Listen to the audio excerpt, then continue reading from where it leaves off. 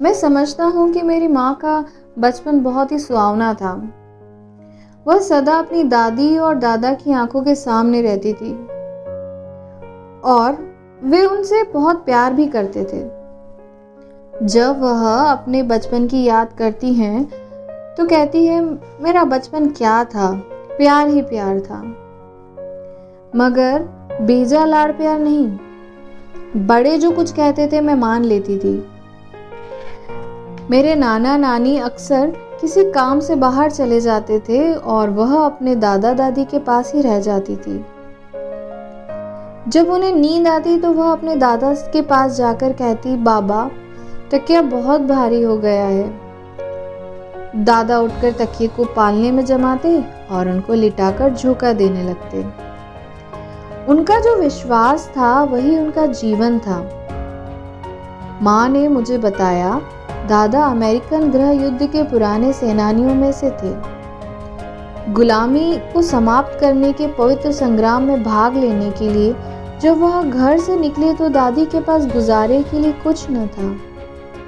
कुछ गायें, कुछ मुर्गियां और थोड़ा बहुत अनाज जो वह उगा सकती थी, यही कुल पूंजी थी। गुजारे के लिए दादी ने मोजे और जुराबे बनाने का काम शुरू कर दिया। उनका बटलर परिवार वर्जीनिया राज्य से पुरानी बैलगाड़ियों में बैठकर इंडियाना में आ बसा। उस समय दादी की उम्र 3 साल की थी। वे सभी लोग सच्चे ईश्वर प्रेमी थे। मेरे नाना का नाम लॉरेन ओ डिक्सन। उनके पिता बढ़ाईगिरी और लोहारी की कला में दक्ष थे। लोहे और लकड़ी को वह जिस रूप में चाहते थे ढाल देते थे। जो भी काम वह अपने हाथ में लेते उसको पूरी सफाई और कौशल के साथ करते। 50 सेंट के काम में भी वह अपनी कारीगरी का पूरा जोहर दिखाना चाहते थे। धन कमाना उनका उद्देश्य न था। सुबह बहुत जल्दी वो अपना काम शुरू कर देते। निहाई पर ठोका पीटी की आवाज से मैं जाग पड़ता था और चाहता था कि नाना जी को जो काम करते हुए देखूं। कभी कभी माँ मुझे छोड़ भी देती थी और मैं उन्हें देखता था। वह लोहे को दहकते कोयले में डाल देते। लोहा देखकर कोयले में दबा रखता, फिर वह उसे भट्टी में से निकालते।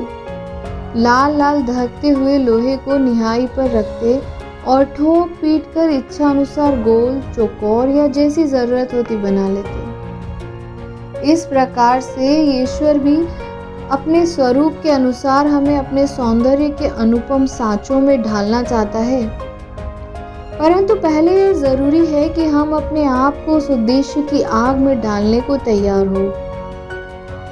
हमारी आत्मा को शुद्धिकरण की आवश्यकता है और इसके लिए आग चाहिए। कभी एकांत में ईश्वर के संग प्रेमालाप की आग, कभी मुसीबतों की आग, कभी उत्पीड़न की आग।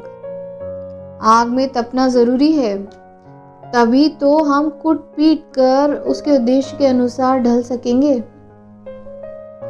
एक बार एक उपदेशक ने किसी लोहार की जीवन कथा सुनाई। वह महान ईश्वर प्रेमी था, परंतु सदा मुसीबतों से घिरा रहता था। लोग पूछते, आप इतनी मुसीबतें क्यों आती है? सदा ही आपकी परीक्षा क्यों होती रहती है? जब ईश्वर आपसे प्रेम करता है और आप ईश्वर से प्रेम करते हैं तो फिर आपकी इतनी कठिन परीक्षा क्यों होती है? लोहार कहता है, जिस समय मैं भट्टी में संडासी डालकर लाल दहकते हुए लोहे को बाहर निकालता हूँ और निहाई पर रखकर पीटता हूँ, उस समय मैं बता सकता हूँ कि यह मेरी इच्छा अनुसार ढल सकता है या नहीं। अगर नहीं ढल सकता तो मैं इस निकम्मा ठहरा देता हूँ। ईश्वर भी मुझे तपाकर नरमा रहा है ताकि मैं उसकी इच्छा अनुसार ढल सकूं और मेरा अंत कबाड़े में ना हो। अक्सर लोग पसंद नहीं करते कि वे तपाए जाए। वे नरम होना नहीं चाहते। वह कूट पीट स्वीकार नहीं करते।